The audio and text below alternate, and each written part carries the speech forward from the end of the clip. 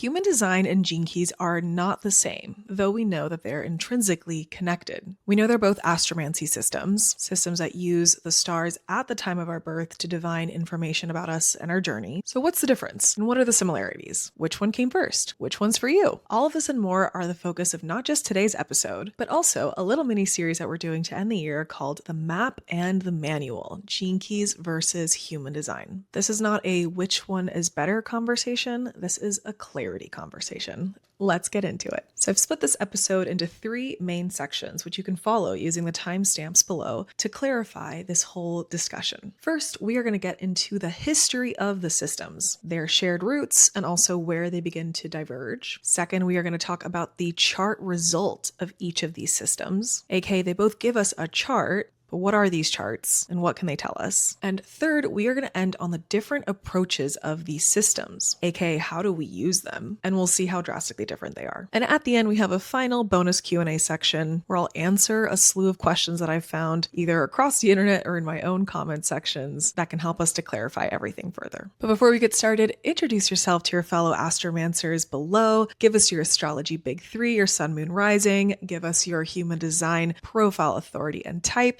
And what I like to call your gene keys big 3, which are your life's work, purpose, and vocation. And we would love for you to join your orbit to our little solar system by subscribing, especially because we have 2 more parts of the series to come. Ready? Let's get into the history. So part 1, let's talk about the history, how these systems came to be, the different messengers that brought about these systems, and their shared roots, and also where they diverge. So in terms of time and placement, it's important to know that human design came before gene keys. So human design was received by a man named Ra Uru Hu in 1987. He published his first human design book in 1989. And then the Gene Keys was received by a student of his and a student of many other things as well called Richard Rudd. He had his own sort of enlightening experiences in the 90s. And then the first Gene Keys book actually came out in 2009. So we're talking barely 35 and 15 years ago. These systems are brand new, but it's important to know that human design actually came before the Gene Keys, and we couldn't have had the Gene Key system without the information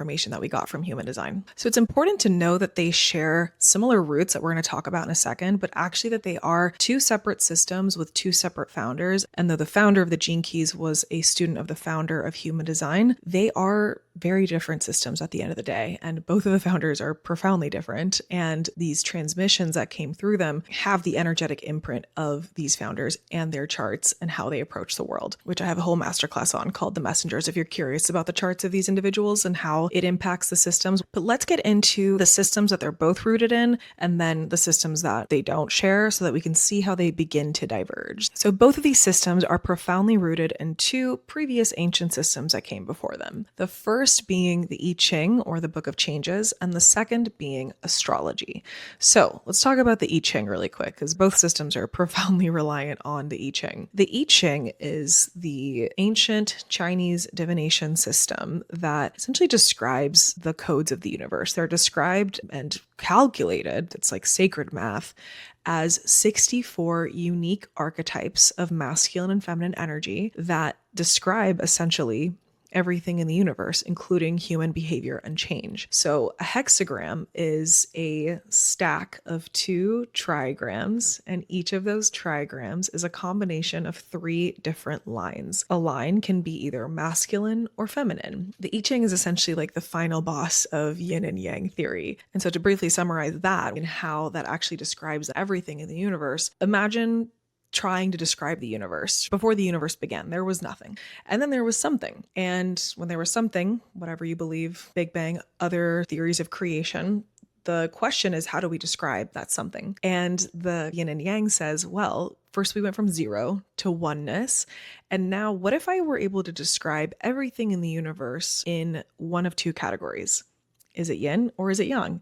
Is it feminine or is it masculine? Is it light or is it dark? This is not the only way to study yin and yang theory, but that's one of the ways that we can begin to understand yin and yang theory. How do we look at everything in the universe and categorize everything in one of 2 buckets? And so how we get from yin and yang to then 64 different combinations is a subsequent process of getting more and more nuanced, which is described as dividing to unite. So if you have 2 possible variants, yin or yang, and you need to come up with all the possible ways that you can combine each of those two things in a stack of 3, then you get 8. Those 8 trigrams are called the Bagua, and they are essentially like the 8 elements of the universe. We have heaven and earth, we have fire and water, lightning and wind, and then we have mountain and lake. And that is an elemental theory that stems from yin and yang theory. And then if you were to take those 8 trigrams and stack them on top of each other, then you would get 64 hexagrams. That's how we get the 64 hexagrams of the I Ching. And the 64 hexagrams of the I Ching, that mathematical structure is almost identical to the structure of human DNA. It's like a double helix. Even the yin yang symbol is a double helix. And we have in our DNA bases and pairs, yin and yang. It's essentially almost identical, which is crazy because the I Ching transmission came through many, many thousands of years ago, way before the woman that took the picture of the double helix DNA structure. And so all that to say, we have a foundational base on these 64 universal archetypes that have been described and studied and annotated on and used for divination for thousands of years. The I Ching is a widely known and respected and deeply studied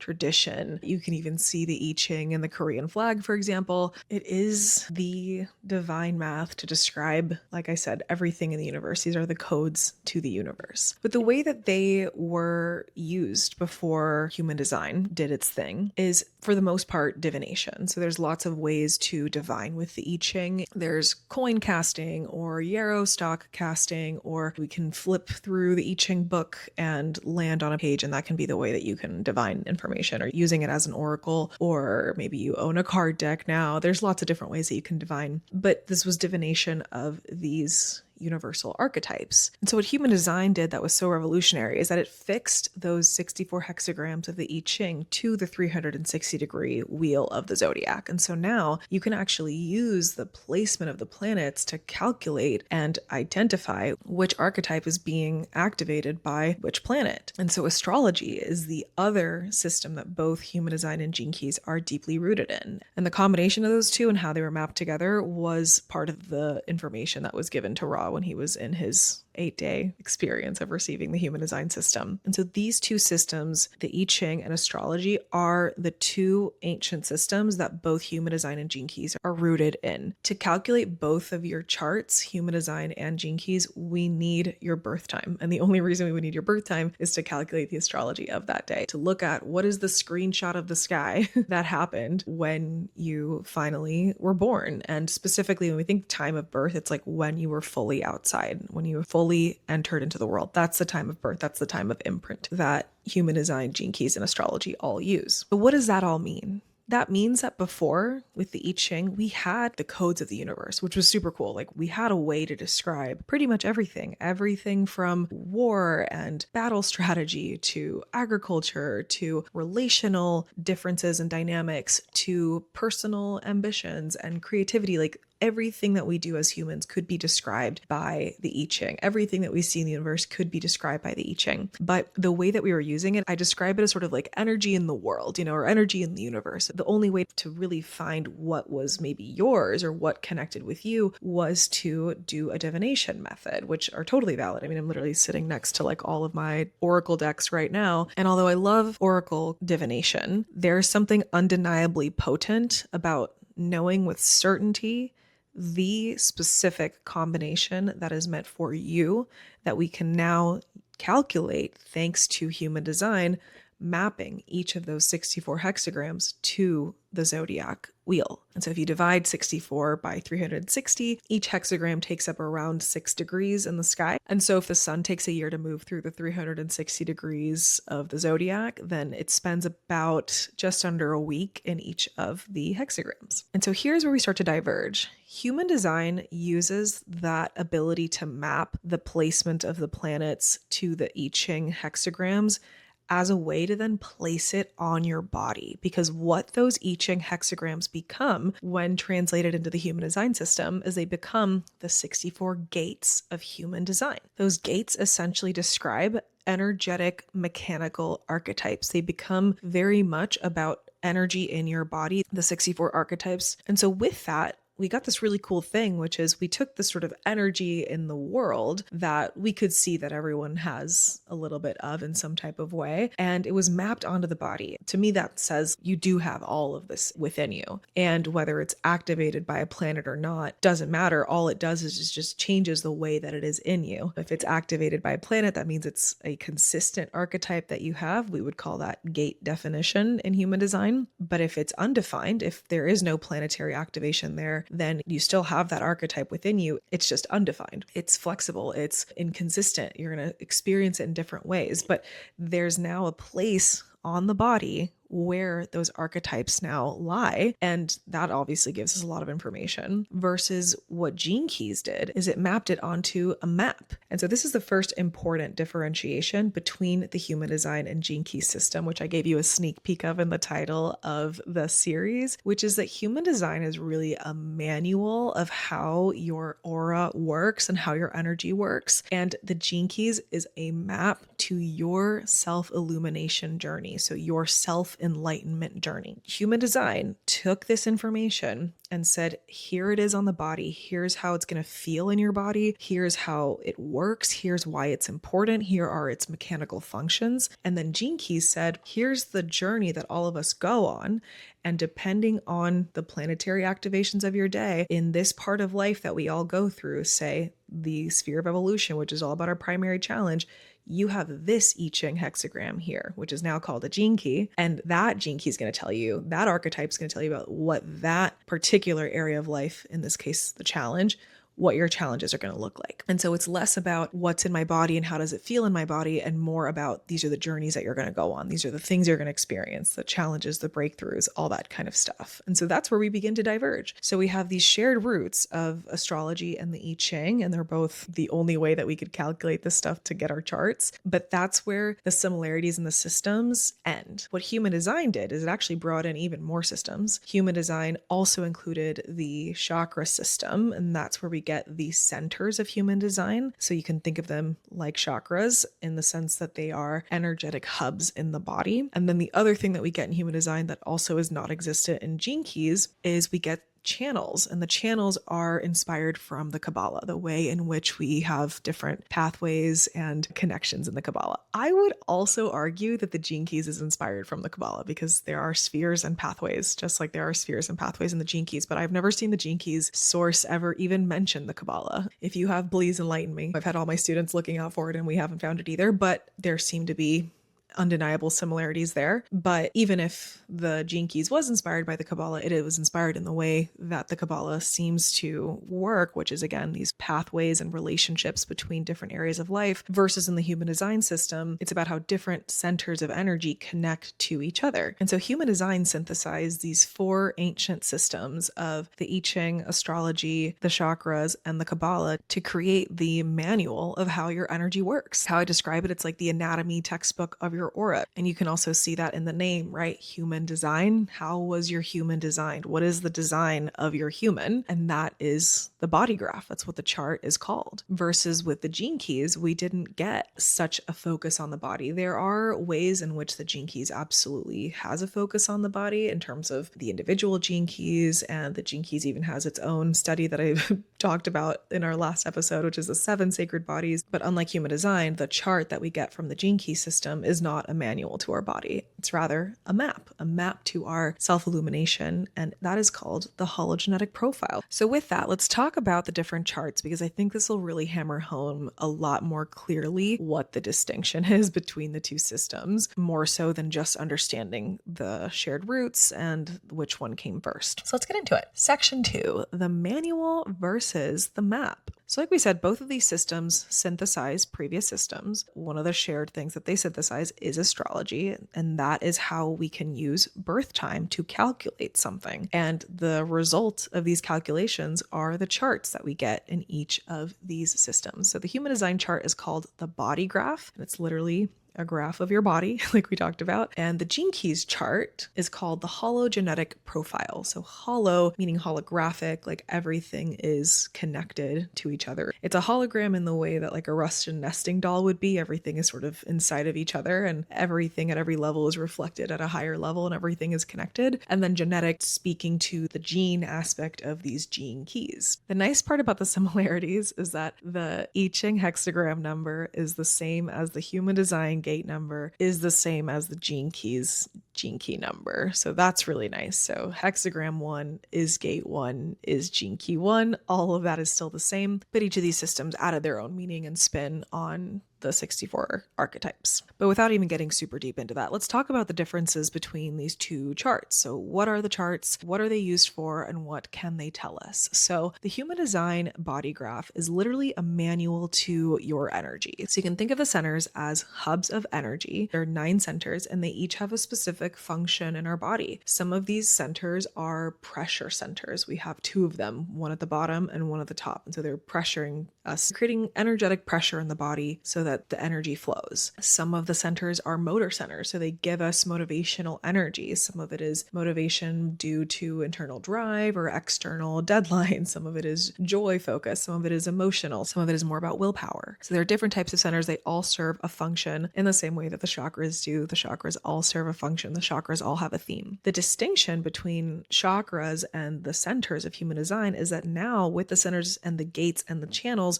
we have a really clear way of seeing how all that stuff is connected within us. So to get specific, when you're looking at a center, you're looking at a hub of energy. That hub of energy has a function. Then inside that center are going to be a number of gates. There could either be as low as 3 gates or upwards of like 9 or more gates, depending on the center. And what those gates are saying is this is a kind of center energy. So this is a more specific look at what this center could be about. So imagine the head center, for example, which has the least amount of gates. There's only 3 gates in the head center. The head center energy is about asking questions and the pressure to answer those questions. That's one of the 2 pressure centers. And there's 3 different gates inside that center. We have 64, 61, and 63. And so then what that tells us is that, okay, we can have 3 different kinds of head center energy. 64 is about abstract questioning. 63 is about logical questioning. And then 61 is about individual mystery. And so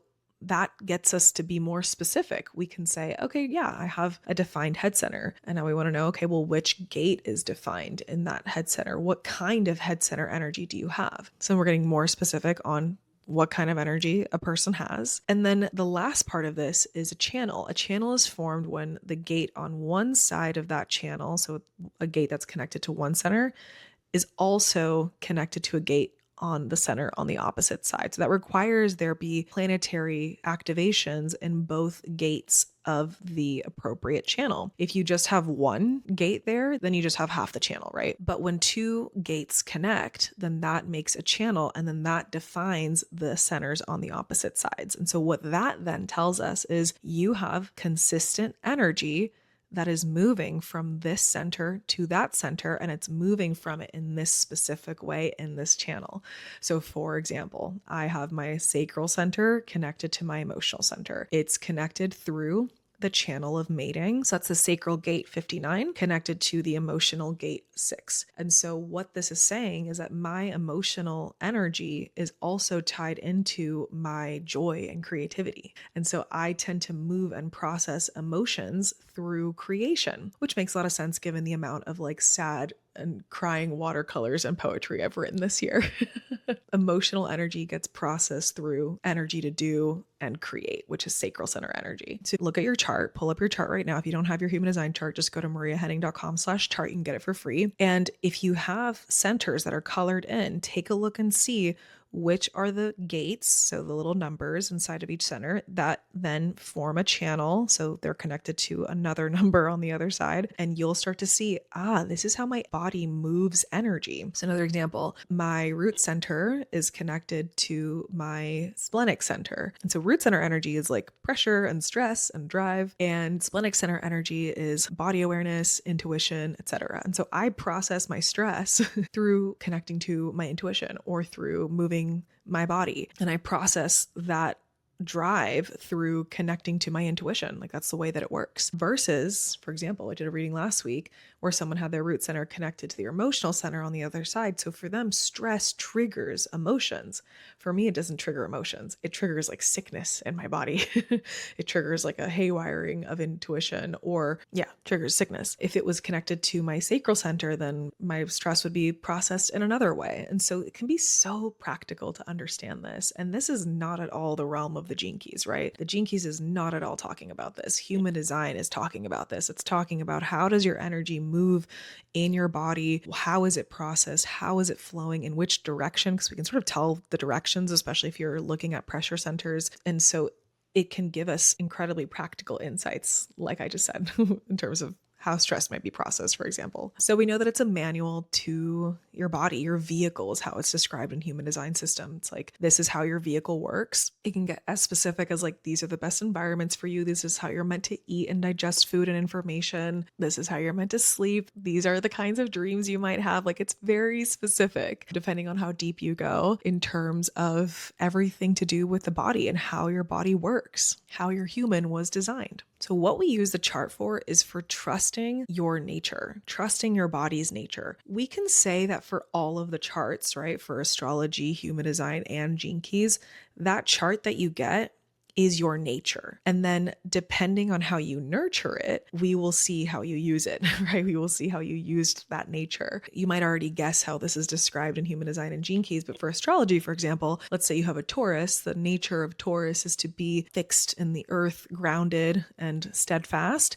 And you could nurture that energy to be incredibly persevering and stable and strong, or you can also nurture it to be devastatingly stubborn in a really bad way. So it's the same in human design and Gene Keys. You get your chart says this is your nature, and then it's up to you to nurture it into the best possible expression of that. The Gene Keys would describe that as your higher purpose. Human design would call that deconditioning, because we've been conditioned, we've been nurtured to use it in ways that are not necessarily meant for us. And so our job with the human design chart is to decondition. Deconditioning is about trusting your body's nature. The whole point of understanding your human design chart is so that you can know you and how you're meant to work. And what I find really helpful with human design and Gene Keys too, what I find helpful in general for studying archetypes is to study the archetypes that you're not, so you can get some contrast on what it's not supposed to feel like or what it's not supposed to look like or be like. And so human design is so specific on that. It says, these are your activations. This is your type. This is your strategy. This is your authority. And here's everything that isn't. Here's everything that's not activated in this way. You are not these types. These are not your strategies. These are not your authorities. The whole purpose of the human design system is to lean back and trust the vehicle, which is your body, and let it do its thing. And your mind is just the passenger along for the ride. That is the theory of passenger consciousness in human design. And so your human design is literally your manual of like, this is how my vehicle is meant to work. And if I try it any other way, it's not going to work. If I try it any other way, my vehicle can't lead me towards all that is correct for me. And my vehicle can't be supported and can't be healthy in order for me to carry out my purpose, which is incarnation cross in human design. And so the goal of the human design system is to decondition you from everything that isn't you in order so that you can be as differentiated, aka as unique and perfect and just you as possible, so that your mind can just lean back and be along for the ride as your body and your vehicle function properly, so that your vehicle eats the right things, sleeps at the right time, gets energy from the right things, processes the energy in the best way. Because imagine you trying to process energy in a different way. It's like trying to force channel connections and movements that aren't there, that you don't have, trying to rely on energy that isn't there, trying to rely on strategies that aren't best for you. All of that is what will cause sickness, feelings of feeling lost, disconnected from true self and your nature, according to the human design system, which I have obviously found to be true. Otherwise, I wouldn't be having this conversation with you. And so what the chart can tell us when you look at the chart, I mean, obviously, if you don't know how to read the chart, it's going to be a jumble of like shapes and numbers and decimal points and things like that. So it can definitely feel overwhelming. And the first time I pulled my chart, I definitely just tossed it to the side and I just got what I needed to get and I just moved on. I needed to know if I was a specific or a non-specific manifestor to do the TBM workshop back in the day. That is no longer a thing, but I had to look at one arrow and that was it. And then I moved on. I threw the chart away until many months later when I got into it again. But know that when you look at the chart, it can tell you your energy type, which then tells you your strategy. And if you get more specific and you learn about channels and centers, and you can get really specific on what your strategy is. So what would be the channel that defines your strategy? I can also tell you your authority. So authority is how to make decisions in human design. And again, if you get really into the gates and the channels, then you can see what channel defines your authority. And so then that can be so helpful and can help it be so much more specific as to how you're meant to make decisions. And it can tell you lots of other things, like where are places in your body that you take in energy from other people, and where are places in your body where you emit energy. Anything that's defined, you emit that energy. Anything that's undefined are places where you can take in other people's energy or the cosmic weather of the transits. And so that's the human design body graph. It tells you your energy type, the sort of big umbrella vision of what you're really amazing at and how it's meant to feel. It will tell you your strategy, how you're meant to navigate the world, how your energy best wants to take action in the world. It'll tell you your authority, how you're best meant to make decisions. And then if you study the channels and the centers and the gates, it'll tell you how your energy flows through your body and why and where, and how you process questions, how you want to express yourself. Literally, the gates of the throat center each have a way that they like to speak. So it tells you about the way that you like to speak, the way that you would like to express yourself. It tells you whether you can have consistent access to willpower and discipline or not, whether it's more fixed or flexible. I mean, it just goes on and on and on about how your body works, how your energy works. And I think it is foundational for everyone. Like, it doesn't matter what you're doing. You could be doing something completely unrelated to all of the astromancy work that I do, but just knowing your type, strategy, and authority, I think it's so foundational and so important to be grounded in your body and how your body is meant to feel and how your body is meant to act and decide. So yeah, that's the human design body graph. We have a manual of your vehicle, a manual to how your aura and your energy works. And then we have the gene key system, and the gene keys gives us this hologenetic profile, which sounds like a crazy name, but it's really a map to your ascension. The gene keys hologenetic profile is your specific journey through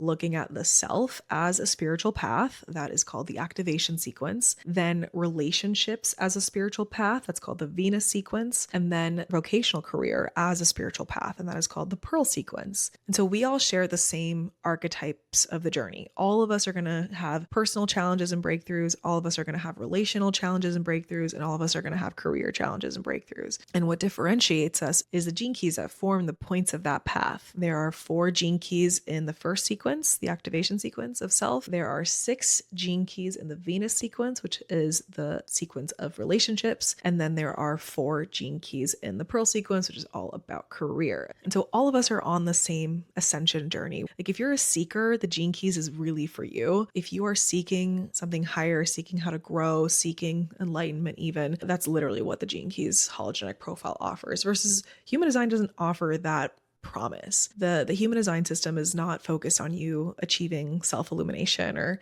insights or anything like that. The gene keys is focused on insight. The gene keys is focused on peeling away any frequencies that keep you in a victim consciousness so that you can ascend to higher and higher states of consciousness. And all of those states of consciousness are positive gifts in the world, and not only like collectively raise consciousness, but also like positively impact the people close to you. And so you got that. You got that the gene keys chart is a map to your ascension, a map to your self-illumination. It's called self-illumination because no one can do it for you. You have to do the seeking yourself. And so what it's used for is as a tool for contemplation. The gene keys profile and the individual placements and gene keys and lines of that profile each serve essentially as something to work with. So if you imagine your mind and your being as a bucket of water, if there's nothing there for you to chew on, think on, contemplate on, then the water is still. But the second we have something to work with, let's say my sphere of life's work, and then I get more specific, and my sphere of life's work is gene key 54.2. All of those things are little drops in that bucket that then create ripples. And now I have something to work with. Now I have something to look at. Now I have something to chew on. What does it mean that my life's work is to be the dancer of ascension? What does that mean? And so the gene keys hologenetic profile is at its base a tool for contemplation. That sounds really vague, but when you get specific in interpreting the chart, then those drops in the bucket can be so helpful and specific. So we can get extremely specific as to what all of your relationship challenges look like. Like, what is the dynamic that you continually cause and create in all relationships that causes you strife? We can get that specific. We can get as specific as what is your primary block to abundance. There is a sphere that talks exactly about that, and the shadow of that sphere will tell us that information. We can literally talk about the flavor of your individual spirituality, how you connect with spirit and the feeling of oneness. For me, the experience of contemplating your gene keys feels like, oh yeah, I sort of guessed that this kind of area of life existed. Like the area of life being all my relationship challenges. Like, yep, I could have guessed that there's a way in which I do that all the time. And then seeing the gene key that's there and understanding what that means in the line, like if you have studied it or get a reading from someone, they will tell you. Getting that information will then shed more light on a pattern that you likely had seen before, but never had the name for it. Never had the name for it and never had the understanding of why that was the way that it was and why it was functioning that way. And then the really awesome thing that we get from the gene keys is that then you get the 3-part journey of going from shadow, which is the state of suffering, to gift, which is the state of service, and so human genius and feeling really good and empowered, to city, which would be like the most enlightened frequency. And so the gene keys doesn't just leave you hanging and say like, hey, here are all your shadows. All of the shadows, the flip side of that coin is a gift. It literally tells you how to raise your vibration. The shadow being the lowest vibration that maybe you are at if you're experiencing challenges, but it doesn't leave you hanging there. It says, great, you found the shadow. Here's the gift that goes along with that. So not only is the map of your ascension, how you can use the journey of the self and then relationships and career all as a way to grow spiritually, but even within each sphere has one gene key only. Even within each sphere, you have the map to ascend in each of those areas of life. I describe each sphere as an area of life. And so it's really a map to your self-illumination. And the way that it does that is by giving you something to contemplate, by giving you something to work with. And so the similarities between these charts, like we talked about, is that they're both your nature, they're both energetic imprints based on the moment of your birth that are unchanging in the way that, for example, your Myers-Briggs personality could be changing. I know that every time I've taken that fucking test, I've gotten a different example every time, but your charts will never change. The chart that you see there with your human design chart and your gene keys chart and your astrology chart, whatever system you use, that is the screenshot of the sky that day. There's no ifs, ands, or buts about it. Like that's what it is. And so what you can change is how you nurture it, how you use it, which we'll talk about in the next section, like how those differences can show up. But both charts are giving you your nature. What human design is saying is this is your nature of your vehicle and how your vehicle works and how you're meant to process and move energy throughout the body and how that will manifest as action and decision making and all of that. And then the gene keys is like, here's your nature in terms of the way that life will sort of look like for you in terms of challenges and breakthroughs as you continue to grow within yourself, your relationships, and your career. This is the nature of the way that it is. It'll look different than everyone else. For both of these charts, the whole point of human design is to differentiate, to be different than others. And then in the gene keys, it's similar. Why would you walk someone else's path to ascension? That's not your path to ascension. This is your nature. This one is your path. And so the similarities of both is this is your unchanging nature in terms of an archetype. How you nurture that archetype will then inform how your life looks or doesn't look. But then in terms of the differences, again, we have one being an operating manual and the other one being the map of your enlightenment journey. The promise of the human design system is that by operating as yourself as opposed to another is the way to get everything that is meant for you, is the way to fulfill your purpose without you even needing to try, is the way to stay healthy without, again, needing to really try, because you're just operating as yourself, you're following your nature exactly. And then the promise of the gene key system is that through time and contemplation and working along your own path of enlightenment, you'll eventually continue to reach higher and higher states of consciousness and maybe even eventually ascend, aka become enlightened. And so they both have different promises, and though they are similar in the sense that they're both using astrology and the I Ching as a massive foundation for understanding the charts, and they both say this is your nature and you can nurture it in lots of different ways, fundamentally the promise of the systems are different because the charts that we get are different. And so what you use the chart for is going to be fundamentally different. And so that's our second point. We have a manual versus a map. And now let's get to our final section in differentiating these two systems today, which is all about the approach of the systems. For one, we have it being an experiment. The other is a contemplation. One is all about binaries. The other is all about trinaries or trinities. One is typically described as quite masculine and the other is described as quite feminine. Can you guess which ones we are talking about? Can you guess which one's which? So let's talk about the technique of the systems. So the technique of human design is described as the experiment. Human design is meant to be an experiment. You are trying and testing and toying with your vehicle by looking at your manual and tuning your vehicle to the best possible nature. With the gene key system, the technique is contemplation. It's the way to set the conditions for insight to happen. The conditions for insight are presence, embodiment, beingness, space, time, and patience. It's not about tinkering and taking action and doing certain things. That's not what contemplation is about. And so for both, we have just fundamentally different approaches. For me, human design feels so action focused, right? So we talked about how the centers at the top and the bottom of a chart are pressure centers. That means they're pushing energy from the edges of our being. And where are they pushing them to? They're pushing the energy through the rest of the centers from the bottom up and from the top down. And the final destination of the energy that trickles through all of our centers and gates and channels is the throat center, which is called the manifestation center in human design. Manifest being to create something from nothing. It's definitely not the law of attraction type of manifestation. Ra did not believe in that type of manifestation whatsoever. And so human design feels very action focused because it's saying,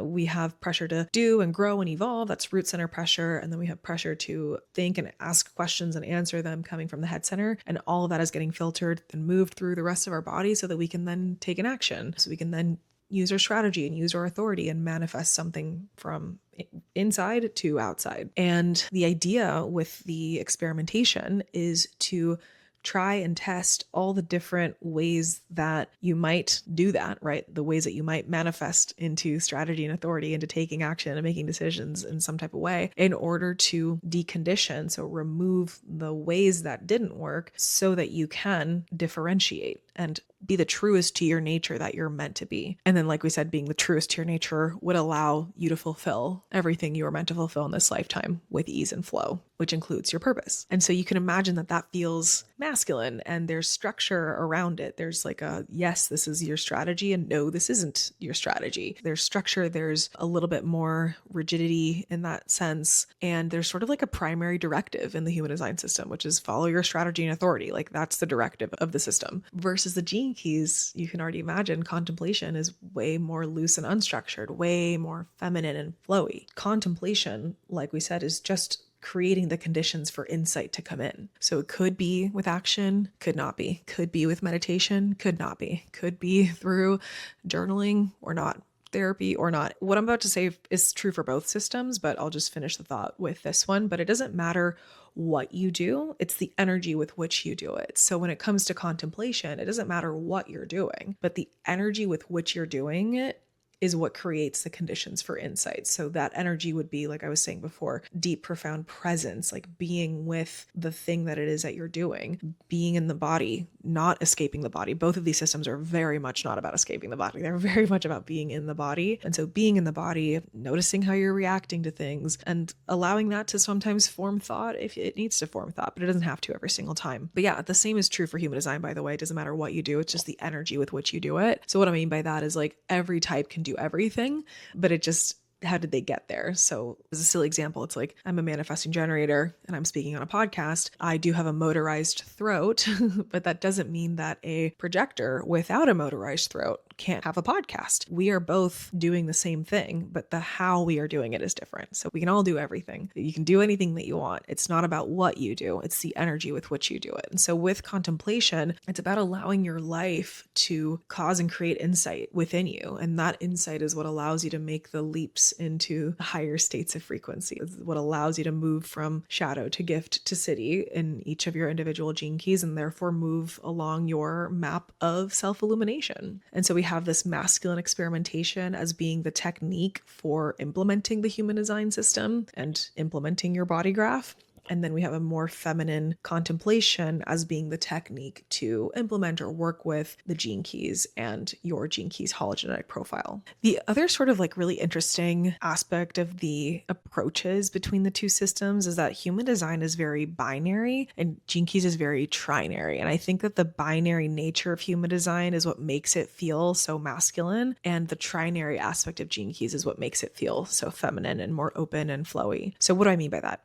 In human design, when I say that it's a binary or it can be very binary, everything in human design is described as like this or that. It's either you have a gate, a channel, or a center either as defined, so it's on, it's consistent, it's activated, or undefined. It's not activated, not consistent, not generating energy. You have the arrows. They're either left or they're right. When I say this or that, a lot of the descriptions of the human design gates, let's use like gate 57 for an example. Gate 57 is called the gate of intuitive insight. And so when you look at the description of the gate, it says this can be penetrating intuitive insight, or it can struggle for clarity. It's like, it's either this or it's that. It's either you have this gate or you don't. Or not even that you have it, because when you have it, when you have gate 57 defined, you either have penetrating intuitive insight or you don't have it because the gate is like malfunctioning or you're not using it in the correct way for whatever reason. All the gates are described like that. 54, you either have drive or you don't have drive. It's either this or it's that. That is like a primary theme of the human design system. So either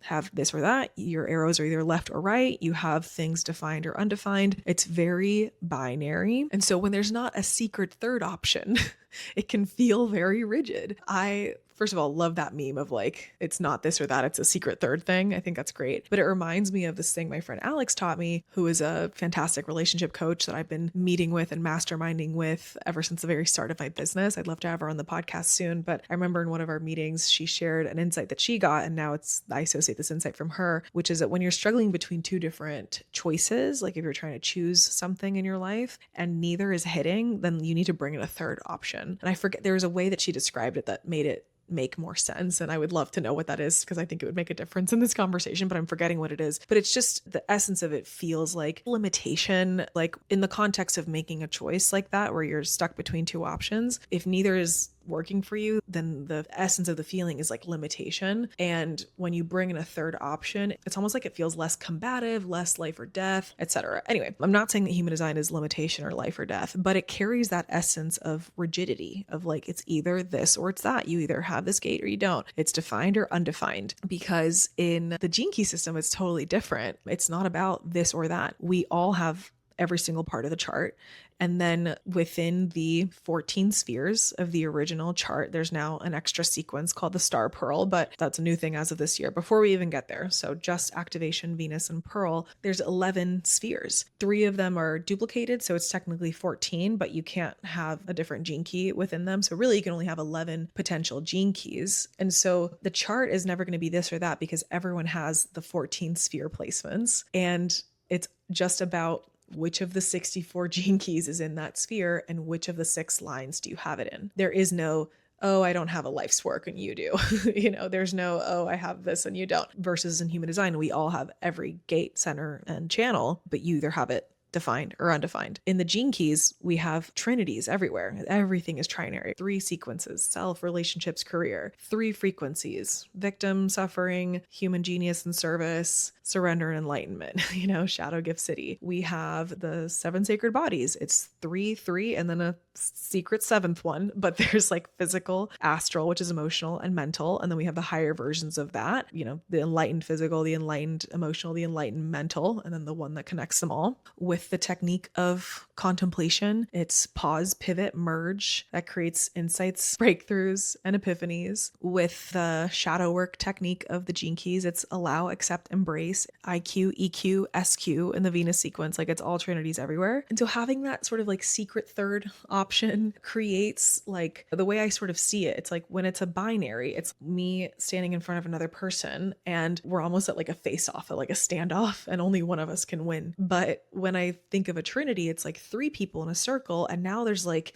dynamism happening, and it's not about one person winning necessarily, one person being defined or one person being this or that. It's like a dynamism and an exchange and a journey and a cycle between the 3. And that is what the gene keys is. You cycle through the chart. If you're curious about how that profile works in a little bit more detail, something I should have mentioned before, but I'm glad we're getting to it now, is that path, that hologenetic profile, that map of your self-illumination. It's not that you just do it once and then you're done. You're like, oh, I went and did myself as a spiritual path, and then I did my relationships as a spiritual path, and now I did my career as a spiritual path, and I'm done and I'm enlightened. That's not the way that it works. It is a continual cycle returning to that, as the Americans would say, new level, new devil. And so at every new level of your growth, you will be challenged with the same essence of each of those journeys. So at every new level of my relationships, for example, I will be called to a higher level of my purpose in relationships of 51, of initiative. I dealt with it at 16. I dealt with it at 21. I'm dealing with it now at 31. I will continue to experience it, deal with it, grow through it. And the whole idea is to peel the onion back further and further and further. So you never just go through the profile just once and you're done. It's meant to be the map that will continue to guide you in the way that it's not that you just follow your strategy and authority once in human design and you're done. It's a continual tweaking and tuning. How do I get my vehicle as perfectly tuned to how it's meant to be as possible? And so overall, the approach of human design feels more masculine, more rigid, almost more simple in a way. There is the primary directive of just follow your strategy and authority. Like if you don't learn anything else from human design and you just master strategy and authority, you don't need anything else from the system. Like that is the promise of the system. You just do that and you will tune your vehicle perfectly and differentiate and decondition perfectly if you just follow strategy and authority. There's no directive in the gene keys. The thing that the gene keys wants for you is to fulfill your higher purpose. And your higher purpose is just to be the most and best version of yourself, basically to be the highest frequency version of yourself. And the way that you do it is very, very flexible, very feminine in the sense that there's no primary directive, it's unstructured. It's just about creating the conditions for ascension rather than needing to follow a primary directive. And so with that, my friends, we have completed the main three aspects of the differences between human design and gene keys that I wanted to talk about. Let's do a little recap. We saw in the history that they are founded from different individuals at different times. They share two systems. They share the I Ching of the 64 archetypes and the astrology of how to calculate them for each of their charts. But human design also brings in chakras and the Kabbalah to give us the Bodygraph, the manual of how our energy works, versus the gene keys gives us the map of how our soul is meant to ascend. And finally, the approaches of the systems and their subsequent promises are very different. The approach of human design is more rigid, more masculine, more structured, simpler, has a primary directive, and all about deconditioning to your best, most differentiated self. And the gene keys is a lot more open-ended, more feminine, less structured, both in a similar way of wanting you to become your best self. But for the gene keys, it's less so the focus on differentiation and more the focus on fulfilling your higher purpose, which is just emanating your true nature at higher and higher frequencies. You don't have to do anything. You just have to be you, which if you went to Boston University like me, you know, it's your favorite joke, just be you. But with that, let's end on the final bonus section, a little Q&A from things that I saw across the internet and in my own comment section so we can clarify this even further. So the first question, are gene keys and human design the same? I think we can all answer no, they are not the same system. One is a manual to how your energy works, that's human design. The other is a map of how your soul is meant to ascend, that is the gene keys. Second question we have, are gene keys part of human design? The answer is no. Gene keys are not part of human design. Gene keys needed human design to map the I Ching to the zodiac wheel for us to then be able to have the system. But the gene keys are not a part of human design in the way that human design is not a part of the gene keys. They are both founded on the I Ching and astrology, but they're not related. You can totally study both systems, or you can study each system individually. Do I suggest that? No, I definitely think it's way better to study both. And I have a lot to say about that next episode, but they are not part of each other. They are separate systems. And then getting more nuanced, we have, how are gene keys related to human design? And the answer to that question comes from section 1, that ancestry that we saw. They share that same ancestry of the I Ching and astrology. And gene keys could not have come to pass if Ra hadn't mapped the 64 hexagrams to the zodiac wheel. And not only that, also given us the insight of not just taking your natal chart, so the screenshot of the sky on the day that you're born, but also your chart 88 degrees, which is around 88 days before you were born. Human design uses both of those charts, and so does gene keys. With that, I just want to clarify this comment that says Gene Keys is based on human design. That is not the case. Gene Keys is not based on human design. It relies on the insights that we got from the human design system, but it's not based on human design. I know I'm like really harping on parsing out the nuance, but it's important to know that that's not the case. It's not based on human design. They are separate systems, but they're working with the same root, but in very different ways, as we've come to see. And then I sort of alluded to this earlier, but we have the question, are gene keys the same as gates? And so we answered it earlier in terms of yes, they're the same numbers. So like gate 1 is gene key 1, gate 54 is gene key 54, but no, they're not the same in terms of the energy. And the simplest way to think about that is that human design gates are mechanical energy to do, and it's either going to be this or it's that. And then the gene keys are archetypes that we can express that can either express in a state of suffering, a state of service, or a state of surrender. But they lack that really embodied and grounded mechanical focus of like, this is in this part of your body and here's what it's going to do, which is what human design gives us. And then our final question, gene keys or human design? And of course, you know my answer, which is obviously both.